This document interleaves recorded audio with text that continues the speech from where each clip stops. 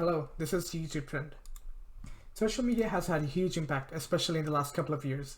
So much so that it has become its own occupation. YouTuber, Twitch streamer, influencer. We think content of a video makes it trending. It is true, but what more can a creator do to increase their chances to appear on the trending page? We have famous YouTubers such as Mr. Beast boasting his mastery of YouTube algorithms, where his focus is more content related and creativity in coming up with his videos. So what constitutes a good video and makes it trending?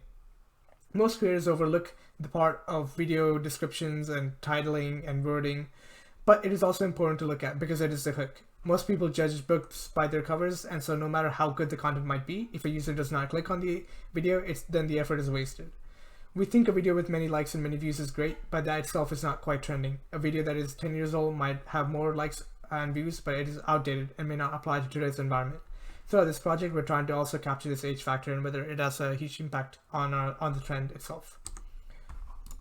What we have here is a list of features related to the YouTube video.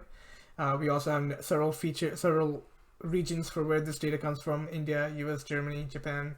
We plan in one way or another using most of these features based on the model, and we also might be using another dataset to aid us in supervised learning.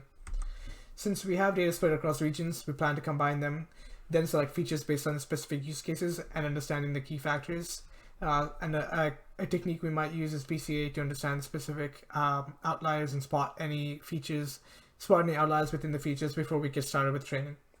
We plan to do various unsupervised models, a regular SVM, a convolutional neural network, putting in a heavy emphasis on the thumbnail from a visual perspective, a language model that is more focused on the title, description, content, and general wording to see how well it captures audience, and an autoencoder, which is particularly well suited for one-class classification problems, identifying the underlying patterns and encoding the most useful factors. For supervised, we plan on getting negative data. We hope to include false positives like high view and high like count videos, and a mixture of videos that have no obvious potential to be trending anytime soon.